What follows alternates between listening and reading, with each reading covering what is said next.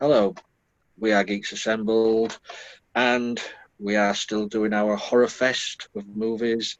And today we are talking about a 1980 movie, which, well, is a cult classic, which everyone we've talked about in the past month has been a cult classic. And this is no exception. We are talking the original Friday the 13th.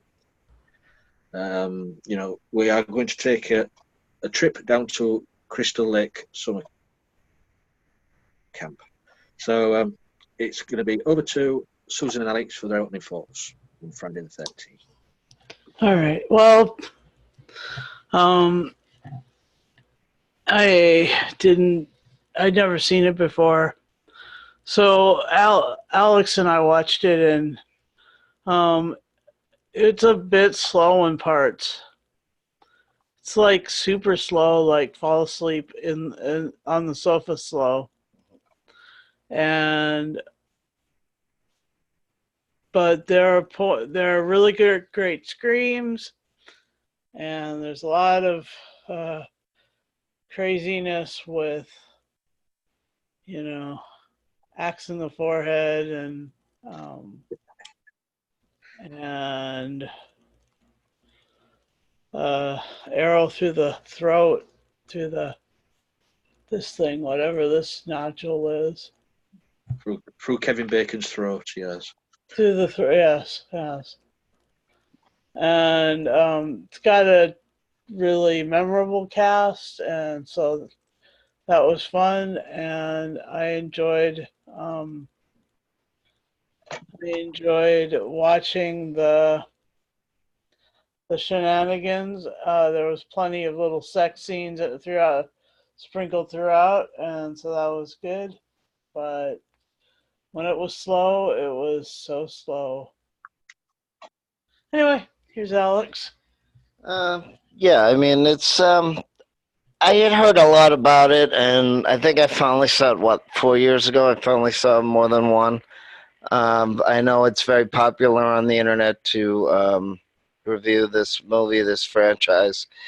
Um, it's actually not as bad as it's given credit for. I don't know why there's a lot of feminist reviewers and film critics from the old days that act like this is just, chopping up body arms or whatever. Uh, it's not quite that bad. It's not quite that stupid. The dialogue actually isn't bad per se. The directing, yeah, and the pacing, yeah, it could have been better. This is Kevin Bacon's second movie, and believe it or not, he hasn't been in a lot of movies, but it seems that way. Um, I don't think he's even been in 200 movies yet, and he's been around for a while. His first movie was Animal House, and he was barely in it for 2 minutes. And then he's in this one, and those are very famous movies of the 1980s. It did kind of remind me of Psycho a little bit, actually, except this time the mother is technically alive. Um, the Yeah, so I mean, it's not a bad movie, but it's not a great movie either. And there were other, what is it? How many movies are there? Friday the 13th? 10? 12? Uh, Something like 11, that. 11 or something like that, Yeah, yeah. and then are we counting Freddy versus Jason as well? Most probably. Could be So what's 12 that, then. 11 or 12 movies? Um, so even I started making fun of it a little bit.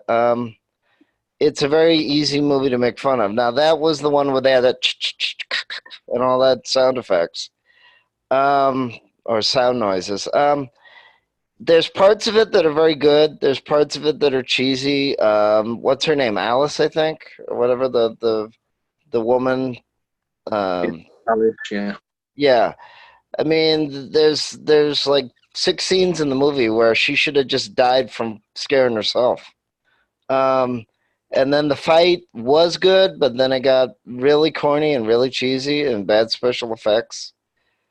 And then the other fake ending in the river or water or what, a lake.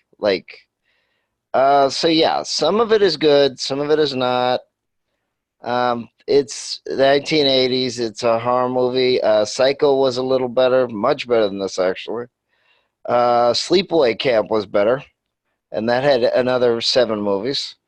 Um, So yeah, it's tough. I mean, it seems like it does seem like it was trying to be 5 movies in one, and it is good because it did need actual filler. But the thing is, um, yeah, overall, it's good for the atmosphere. And again, like we mentioned before, it's raw, it's low budget, but it's not a great movie in terms of story and pacing. Um, and of course, it does sort of inspire Scream, those movies that were making fun of horror movies, because apparently you're not supposed to have sex in a horror movie or you die horribly. Um, so yeah, it's a little strange. And you know, like I said, on the internet, it's very popular to make fun of this movie. I don't understand why Siskel and Ebert were really down on these movies because, like I said, Sleepaway Camp and there's other, you know, cheap franchises of really bad movies that there is a lot more slice and dice and almost no plot at all. But then again, you're watching a horror movie, so I mean, it depends. I think there's only 5 horror movies off the top of my head that I could say were really intellectual horror movies. This isn't one of them. Uh, No, no, definitely not. yeah, No. yeah, and they're not supposed to be either. Um, so you know, some horror movies are there for the gore, and I can't remember any right off the top of my head. That you know, I would even go to the video store and take a look and say, okay, is this one really bad? Is this one really good? And all that. So this you know, this did inspire a genre again, just like Psycho did. This did inspire a lot of sequels. Some of them are very good. Some of them are very bad.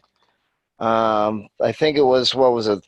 Number. I think I like number 2 was good that you saw what happened to her, and 4 was good in terms of the dialogue, and they had a person in a wheelchair. Um, but as the movies keep going, they get stupider and stupider, as we mentioned before about whether you can have a really good horror franchise, and there seems to be very few of them. It does have Shavar Ross, who was in Different Strokes. He was Arnold's buddy. Um, he was sort of famous for a while. They do have a very young Corey Feldman in the third or fourth. I think no, wait, I think it was the third movie or the fifth movie. Corey Feldman. So they did have some famous people in the series. Then they start going to New York and outer space and Freddy versus Jason and all these other things. It kind of go, yeah, this is going way over to. This is turning into a cartoon. But yeah, they're all connected now. They're all, as a matter of fact, in the comic book series, they even add Ash versus Evil Dead. So you know, as you go on in the movies, they start combining Freddy and Ash and other people, which I don't know if it needs. But like I said, this is a good movie in the sense that you have the atmosphere, you have the people, you kind of get to know them. The music is interesting. Unfortunately, there's too many sound effects. The deaths aren't exactly realistic. I don't know if that's good or bad. It sets up a whole new genre. It sort of sets it up. There are other ones that are worse, like Sleepaway Camp in a way, but that had a twist ending as well. And there's another one, Arbor Day, which is very famous for the gory violence. And there's 3 other films that is just gore. It's just nasty, vulgar gore. It's even worse than Friday the 13th. So I don't know why the film critics were so against this series, because if you really sit down and pay attention, it's not as gross and anti-intellectual. Yeah, is there a lot of sex? Okay. Yeah. But you know, there can be and there, you know, and there can't be. And it is a movie for a response. It's not to be intellectual. It's not The Eyes of Laura Mars or some other movie that it's more intellectual. But like I said, it's good in many ways. I mean, it's not a waste of time, but it's not high art. But it's still turned out to be a cult movie. So yeah. Right, Beef Dad, over to you. Yeah, well, it went from murder to murder to murder, which, if it hadn't been for the fact that the murders were each murder was slightly different, would have been boring. But yeah, one being killed with an axe like that, brilliant. That was done really well. Another one who was looking at his girlfriend and then a knife or a spear come out of his throat at her. That was extraordinary. Yeah, the way Kevin Bacon was killed, basically stapled to a door with arrows, was pretty good. Well, it looked good. The one performance that I really enjoyed in it, and I found her really creepy, and that was Betsy Palmer playing Mrs. Voorhees. And she actually, on the acting side of things, she basically blasted all the rest of them away. And she wasn't in it long though, was she? She was only in it for maybe 10 minutes. Yeah, she was only in it for about 10 minutes, wasn't it? Yeah. Yeah, but that 10 minutes just showed you what acting was like. And yeah, she was really good. Yeah, she was old school, wasn't she? Yeah. She was old school acting. Yeah, real Betsy acting, Palmer. proper acting. Mm. And yeah, it was. I mean, the last thing you expect is when she's out on when the girl, I can't remember which one it was out on the boat and Ali, was it Alice? Was it Alice? I don't know. I think it was Alice. And Jason comes up out of the water behind her, looking like some form of zombie. Yeah. Yeah. Not wildly. I didn't find it wildly exciting. As I say, it just went from murder to murder to murder to murder, and that was about it. Yeah, my take on this is, I mean, this was the first of a long series. I mean, this is the one with where Jason isn't the killer. Subsequent ones it's Jason in the hockey mask and all like that. But yeah, it's just a slasher movie. Done in a camp. So I think the effects were quite good. The axe, the spear, the arrowhead, and all like that. I don't know if I'm mistaken. I might be mistaken, but I'm sure it was Tom Savini did the effects and that. He's quite well known. It was him, yeah. But yeah, he always produces some good material, does Tom. But yeah, but I agree with what Beef Dad says. Betsy Palmer did steal the screen when she was there. I mean, she was old school acting. I think she used to date James Dean back in the day, Betsy Palmer. But but her playing Mrs. Voorhees was just wonderful. The way she was just sort of channeling Jason and stuff like that. That was just brilliant. I did have to do a little gripe though with that. Some of the scenes where she was in, if she was killing all these kids all the way through the movie, and it came to the last one, Alice, she didn't do a good job, did she? She was a bit clumsy, and I'm thinking, how did she get away with killing all the other ones? The fight scenes were a bit clumsy. But can I jump in here? You could jump in. Go on then. May I interrupt?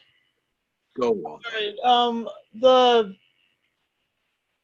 Right, my question with her, the idea that she was killing people was when she got to the end, her clothes were immaculate. Yeah. And her face was immaculate, her hands were immaculate, her And it was shoes absolutely were immaculate, raining. and Yeah, for yeah. and for someone who'd stabbed somebody underneath them through the throat, and she had no evidence of anything. She kept moving bodies around, and her clothes were pristine. Yeah. I don't buy it. I think Jason was there the whole stinking time. That was my main gripe with this movie. The Well, other, yeah. Go ahead. you will say also as well with this Jason thing. So his mother believes he's dead all these years, believing he's dead, and then he just suddenly appears from under the. I don't buy that either. Yeah. You know Well, what I mean? yeah. I know it's only a movie, but you know. I mean, again, you know, and the irony is that the film reviewers hate this movie. And the thing is, it's actually not a bad movie, but technically, in a way, it's 5 movies in one. And the thing is, yeah, Jason should have been a full-grown adult. The mother ends up being the killer, so that turns the stereotype of She the. wasn't. She had perfect clothing. No, she was. She admitted it. But here's the thing. No. I know, but that's the thing is that it is trying to be 5 movies Physics. in one. I know physics, but we don't care. It's a horror movie. The thing is this, okay? Yes, she should have been dirty. Yes, she's playing 3 characters if you really think about it. Yes, it does turn She it was on its super head. creepy. I'm not Right. saying that. Right. So in a way, because of the stereotype, because of all the bad movies in the 80s about the killing machines and everybody gets killed in the movie and all that, she actually turn it on its head because she's the killer or one of the killers. And they even mentioned it in Scream, which is the whole series is making fun of horror movies. So, and they even rip off not only Friday the 13th, but Halloween and all these other things. And Friday the 13th barely had $600,000 and they made millions and millions of dollars. Yeah. So much so that they even did a reboot. Why you need one, I have no idea, because the reboot isn't even that original. You might as well watch the first one. So it doesn't, which we're reviewing now, so it doesn't matter. And then not only do you have Alice, who ends up being another Alice in another character in the Nightmare on Elm Street series, but then Freddy joins up with Jason several years later. So it's it's a little bit of everywhere. It's like It's just yeah, called the money making machine. That's yeah, what it's called. yeah, it is. So I guess you have what I was trying to find it on my tablet. There's like 8 movies, not counting Star Wars and Star Trek, that they've made millions and millions and millions of dollars, and this is one of the horror franchises that they've made millions and millions of dollars. You So, know. Yeah. so while you've got the mic, then Alex, what's your favourite bits of things? What you're not so keen on? Like I said, Kevin Bacon is funny. Even the other reviewers on the internet say, "Oh, these are cute girls. Why are they all getting killed? Why does the dialogue not make any logical sense?" I mean, again, yeah.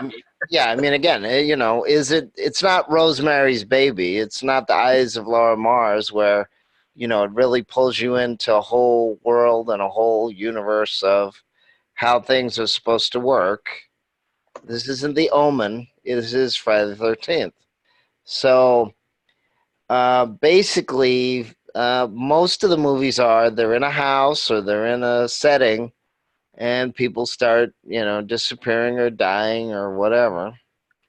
Yeah, well, Yeah. So 1980, you had quite a few movies of similar ilk. Yeah. You had Friday the 13th. You had Prom Night. right, Prom Night. Yeah, You but had didn't that have Jamie Lee Curtis in it though? you had the Burning. Yeah. So they're all similar themed movies. Well, like I said, and it also depends on what you like. I mean, if you want just a high body count, there's worse and other movies that have a higher body count. If you want a really good setting, you have other movies that are a little better. Like I said, this is 5 movies in one. Basically, you have the crazy townsfolk with that guy on the bicycle. You're gonna die. You're gonna die. It's like, well, why would you want to Why would you want to open a camp anyway, where so many people died, even if it was 20 years ago? I mean, I don't know too many people that are going to say, "Yeah, I'm going to willingly go to a camp where there were murders." Uh, they're not going to do that. Yeah, but it wouldn't be much of a movie then, would it? It'd be over in 5 minutes. Yeah, and then the other thing too is that almost none of these camp counselors have any type of carpool or van or anything.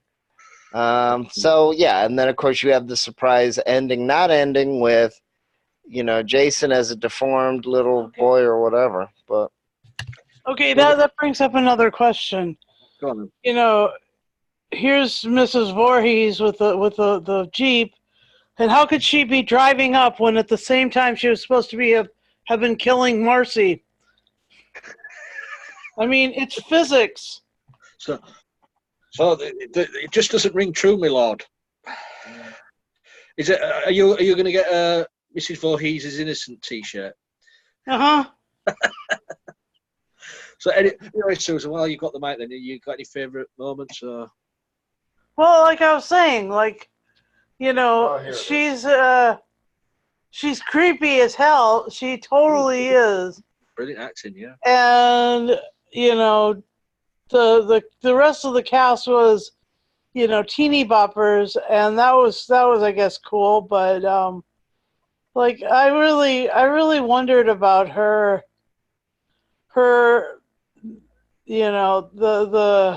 the actual murder of all of these kids.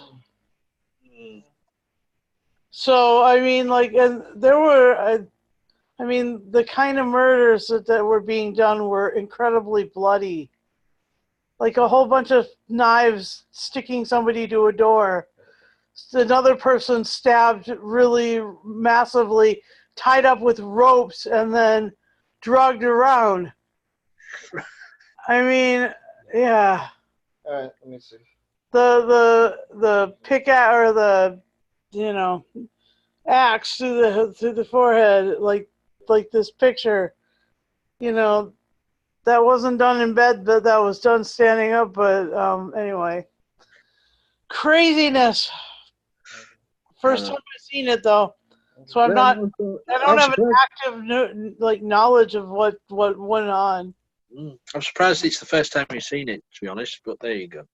There you go. So I finally found the numbers here. So Friday the 13th, I believe, is number 2nd, and it's come in with almost 800 million, if not more.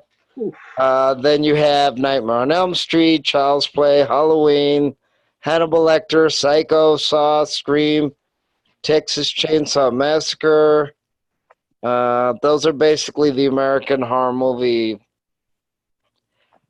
genre. And then they combine it with Nightmare on Elm Street, Freddy vs. Jason, and then in comic book form, they have Ash fighting both Freddy and Jason from the Evil Dead series. So I might have to check those comic books. So there you go. So they do sound interesting. Beef Dad, over to you. Unmute yourself first, then. Hello, Beef Dad. Unmute. You muted. I'll do it, Sam. Yeah, as I say, I found it a little on the boring side. You were just waiting for death after death after death after death. The story around it seemed so minimal. Mm-hmm. And so there was no real storyline running through it, apart from vengeance from the mother. She just didn't want the camp reopened. Yeah, and the annoying thing about that was, the camp had reopened, but it wasn't necessarily the people that had been there when her son died. So I mean, she was totally psycho. She worked very well on the point where she actually did a bit of dialogue and acting and saying about how she felt about it. But that was the only point really that you had any, apart from in town where they're saying, don't go, it's cursed, the place is cursed, the place is cursed. And there was just really no story to it for me. Mm. You found that in most of that era's slasher horror movies. It's just there's no story. It's just kill after kill after kill. That's it. Some of the acting wasn't too good. It's, I can't remember the name of the character now. The village idiot. Is it Ralph? Ralph. It's cursed. You're all doomed. You're not going to. That acting was awful. I don't know if it was played to be like that. I don't know, but yeah. Say for me, it was Betsy Palmer made the movie for me, and as we said earlier, she was only in it for a short while. Ingenious ways of killing people, yes. Archery and the axe and all like that, but as Beef does, it's just there's no story to it. You only get a snippet of story when Betsy Palmer appears, and then you don't really see the reasoning in it, really. So, but it became a success. It launched this franchise, so they did something right, I suppose. So, shall we say final say and scores? Go on then, Beef Dad. Over to you. I'm not wildly excited by it. A couple of good moments, but not many. So for me, it gets a 7. A 7 from Beef Dad. Right, we'll go over to the sofa. You're muted, Susan. Yeah, I thought you'd give it a 6 or 5. That's what I was like trying to read your mind. Anyway, I'll stop trying to do that. I get it wrong. Yeah, so I'll agree with Beef Dad. It's a 7. It was when it was just plodding along the kind of thing like the singing around the campfire was the only kind of sweet redeeming thing in it, but otherwise the stuff that was going on was just oh, and the sex and the singing around the campfire was the stuff that made it bearable till the horror bits, and other than that, it was slow, like falling asleep on the sofa slow. And anyway, I my 7 will is because I thought there was a different story going on than what people usually think is the actual story. I didn't agree. Anyway, here's Alex. Okay, so just as a thought, I looked up. We have reviewed other movies this month and this year that are a lot more intellectual than this, such as the original Wicker Man, Jacob's Ladder. I know some people that like Candyman, but we haven't reviewed that yet. But again, I mean, it also depends. This is obviously for a reaction. I mean, in a way, that beginning shot with the couple starting, and then you don't know who, obviously they know who she is or who the person is, because they're not running or saying, get out of here or whatever. And that's kind of what the Friday the 13th movies are, till you get to the 4th or 5th movie, and then they change a killer and they change the setting and they change a character, and then they go back to it at the 9th or whatever. Mm-hmm. Because it's like 12, 13 movies. So yeah, it's not intellectual, but then again, maybe it's not supposed to be. There's other ones like the Changeling and The Shining, and King didn't like that movie, even though I know a lot of people that love The Shining with Jack Nicholson. Um, so I guess there's no accounting for taste. I mean, like I Okay, said, so what do you yeah, think say it? I'd give it an 8 because it's trying, and you can see where it might go, and there's a lot of potential there, but I think it's because in a way it's like 5 movies in one, and it was super low budget, and then it ballooned into a super franchise machine. I mean, it's almost as big as Harry Potter, that everybody knows what it is, even if they don't remember even watching the movies, and they don't remember the parts. I mean, I'm not going to watch all 12. It's not that exciting. Uh, but in terms of film studies, I mean, this movie did make an impact. The film series made an impact.